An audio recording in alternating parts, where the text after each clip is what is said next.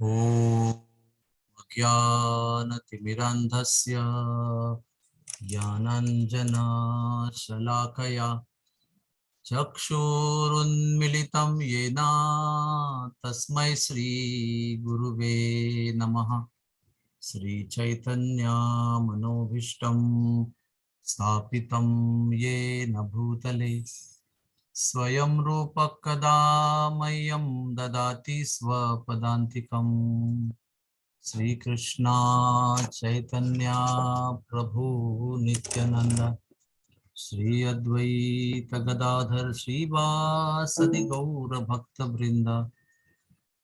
हरे कृष्णा कृष्णा कृष्णा हरे हरे, हरे राम राम राम हरे हरे।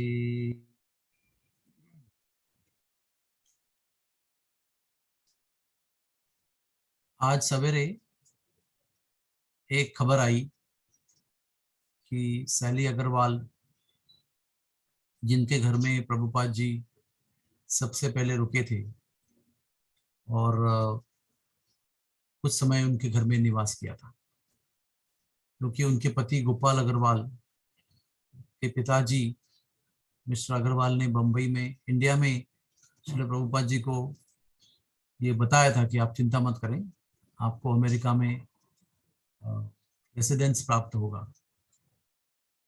तो वो सैली अग्रवाल आज डेथ बेड पे है। आज शायद वो इस विश्व को छोड़कर जाएगी।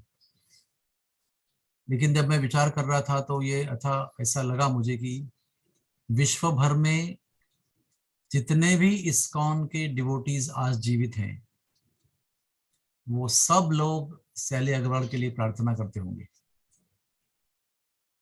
और विशेष बात यह है कि वो सैली अग्रवाल ऐसे व्याख्या के अनुसार हरे कृष्णा डिवोटी नहीं बनी थी। तो जो हरे कृष्णा डिवोटी नहीं बने हैं और फिर भी विश्व के सारे जीवित हरे कृष्णा के भक्त जिनके लिए प्रार्थना करते हो, ऐसी वो बड़ी विशिष्ट व्यक्ति है।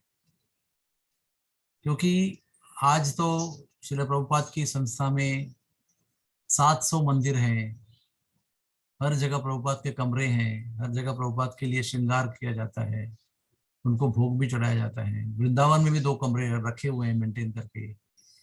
लॉस एंजलिस में, लंदन में बहुत बड़े बड़े भवन हैं प्रभुपाद जी के। न्यू वृंदावन में बड़े भवन हैं। लेकिन जिस समय वो अमेरिका गए थे, उस समय उनके पास कोई भी जगह नहीं थी। और उस समय भले मिस्टर अग्रवाल ने भारत में पत्र दिया था, तो उनका पुत्र अमेरिका में था, गोपाल अग्रवाल, उन्होंने वो स्वीकार किया। और उससे बड़ी विशिष्ट बात यह है कि गोपाल अग्रवाल तो मारवाड़ी भारतीय थे, लेकिन उनकी पत्नी अमेरिकन थी। हो सकता था कि उस पत्नी ने विरोध किया होता कि नहीं, मेरे घर पे ऐसा कोई अजीब तरह का आदमी नहीं आ सकता है, वो भी मेरे घर पे आके रहेगा। तुम्हारे पिताजी ने कहा है ये सब हमारा घर है, उसके लिए क्या बनाए, क्या मुझे मेरी प्राइवेसी चाहिए, ये सब नहीं हो सकता है। ये सब चीजें हो सकती थी, लेकिन अमेरिकन होने के बावजूद भी अपने पति की इच्छा को उसने पूर्ण किया। और एक अजीब प्रकार के व्यक्ति को, जिसका वस्त्र अजीब, जिसके हेयर स्टाइल अजीब, जिसका रहन सहन अजीब, जिसका उठने का सोने का समय अजीब, ऐसे हर तरह के अनोखे व्यक्ति का स्वीकार किया, उसको घर में रखा, उसको घर में अपने हाथ से भोजन बनाने के लिए किचन दिया, सोने के लिए जगह दी, और आदर सत्कार के साथ, सम्मान के साथ रखा। ऐसे भी नहीं कि अब कब जाओगे, ऐसे बॉडीली लैंग्वेज, देह बोली के द्वारा उनको संदेश दिया कि बस हो गया, अभी आप चले जाओ यहाँ से। लेकिन वो लिखती हैं कि श्रील प्रभुपाद एक उत्तम अतिथि थे। उन्होंने किसी भी प्रकार से हमें कोई भी संकोच नहीं होने दिया। हम कभी कभी नॉन वेज बनाते थे घर पे और प्रभुपाद जी बाहर से आया करते थे, तो मैं उनको माफी चाहती थी, उनसे माफी मांगती थी, तो कहते थे think nothing of it, think nothing of it, ऐसा हमेशा कहते थे। डोंट वरी, चिंता मत करना। हमारे फ्रिज में भी नॉनवेज हुआ करता था, उसमें से सब्जी निकाल कर वो अपना खुद का भोजन बनाते थे। यहाँ तक कि कुछ समय बाद, 2-3 दिन के बाद, प्रभुपाद जी ने उनके लिए पूरा लंच बनाना शुरू कर दिया अपने हाथ से, और अपने हाथ से उनका सिंपल और डिवाइन दिव्य प्रसाद उन्होंने गोपाल अग्रवाल, साली अग्रवाल, उनके बच्चों को भी खिलाया। और बड़े दादाजी की तरह घर पे रहते थे वो, और बच्चों से आदान प्रदान करते थे। जब उनका बालक जब 1 साल का हुआ और पहली बार खड़ा हो गया, तो प्रभुपाद जी का हाथ पकड़ के खड़ा हो गया। तो प्रभुपाद जी एक बालक की तरह आनंद व्यक्त किया और सेलिब्रेट किया उसको कि आपका बच्चा खड़ा हो गया। हम लोगों को यकीन नहीं होगा कि ऐसे नौसिखिया व्यक्ति होने के बावजूद श्रील प्रभुपाद जी हर शाम को 6 बजे से रात को 9 बजे तक उनके घर में सत्संग किया करते थे। और हर रोज साली अग्रवाल, गोपाल अग्रवाल 20 से 25 लोगों को, जो विद्वान थे, प्रोफेसर्स, बड़े पढ़े लिखे लोगों को बुलाते थे उनके घर पे। और हफ्ते में एक बार नहीं, हर रोज शाम को 6 से 9 उनके घर में सत्संग हुआ करता था। तो इस प्रकार से आदरातिथ्य कैसे करना चाहिए, उसका उदाहरण शैली अग्रवाल है। और उसका ये भाग्य था कि श्रील प्रभुपाद जैसे महान संत जब तक विश्व में प्रख्यात नहीं हुए थे, लेकिन महान तो जरूर थे, ऐसे व्यक्ति का आदरातिथ्य करने का सुनहरा अवसर उसको प्राप्त हुआ, और वो भी ऐसी जरूरत के समय, कष्ट के समय, असहाय अवस्था में। ये उनका भाग्य है। और श्रील प्रभुपाद जी ने ये उदाहरण उधर स्थापित किया कि कैसे हम जब अनजान लोगों के घर जाते हैं तो कैसे रहना चाहिए, कैसे उनको बिना कोई संकोच न देते हुए उनको कंफर्टेबल रखना चाहिए, और कभी भी उनको कष्ट देना नहीं चाहिए। किसी भी अगर कोई कष्ट हमको हुआ तो उसका उल्लेख नहीं करना चाहिए। एक आदर्श उन्होंने हमको सिखलाया है, क्योंकि हमारे वैष्णव शिष्टाचार के ग्रंथ में जो मंदिर में बनाया गया है उसमें लिखा गया है कि जब हम अतिथि बनकर जाते हैं तो हमारे जो यजमान है उनको किसी प्रकार का संकोच हमको देना नहीं है।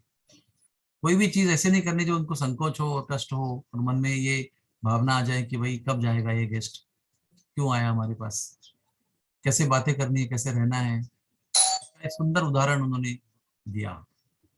तो हम सब लोग शैली अग्रवाल के अनंत अनंत ऋणी हैं, क्योंकि उन्होंने प्रभुपाद जी की उस समय सेवा की, उस समय उनको आश्रय दिया जब उनके पास कुछ भी नहीं था। आज तो हजारों लोग तैयार होते थे अगर प्रभुपाद जी उनके घर में आने को तैयार होते थे। करोड़ों लोग उनको बोलते थे प्रभुपाद जी आइए, हमारे घर पे आइए। लेकिन उस समय ऐसा कुछ नहीं था। उस समय उन्होंने वो सहारा दिया, वो भी अनजान व्यक्ति को। तो सौभाग्यवश कर्म धर्म संयोग से मैं अभी वही चैप्टर पढ़ रहा था पिछले कुछ दिनों में, क्योंकि प्रभुपाद जी अमेरिका पहुंचे, इस पर मेरा लेक्चर था। तो वही चैप्टर में पढ़ रहा था कि शैली अग्रवाल प्रभुपाद जी के बारे में क्या क्या लिखती है। लंबे लंबे लंबे परिच्छेद सतस्वरूप महाराज ने उल्लेख किया है उनका प्रभुपाद लीलामृत में। आप जरूर उसको वॉल्यूम 2 ऑफ प्रभुपाद लीलामृत जरूर पढ़ना। शैली अग्रवाल ने कितने दिल खोल के प्रभुपाद जी के बारे में अपने अभिप्राय लिखे हैं उसके अंदर।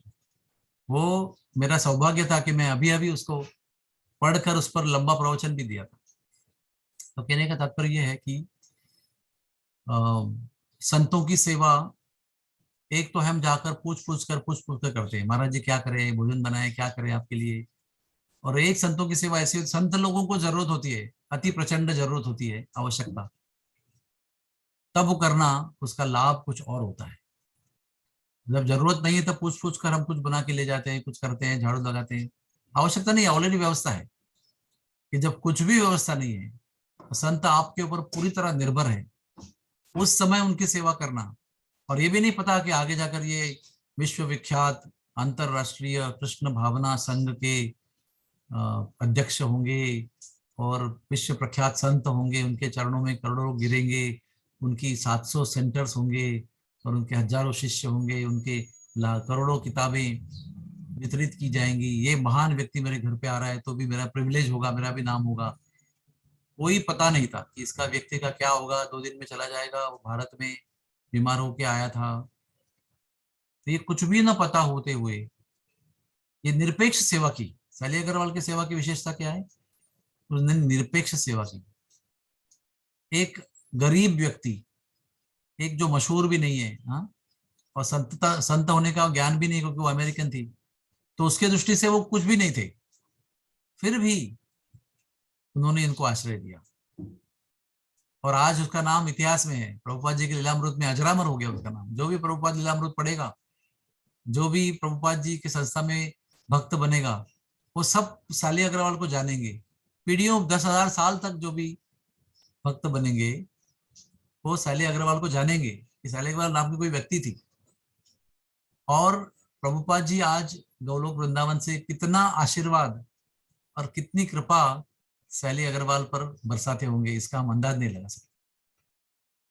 हम इतने ऋणी अनुभव कर रहे हैं, तो प्रभुपाद जी कितने ऋणी अनुभव करते होंगे कि इसने मुझे सहारा दिया जब मेरे पास कुछ नहीं था। तो आइए सब हम सैली अग्रवाल को हृदय से प्रणाम करें, वंदन करें, अपनी कृतज्ञता व्यक्त करें और हृदय से उसके लिए प्रार्थना करें कि राधा और कृष्ण उन पर भर भर के कृपा का वर्षाव करें, ताकि उनको भगवान के चरण कमल प्राप्त हो, उनकी सेवा प्राप्त हो।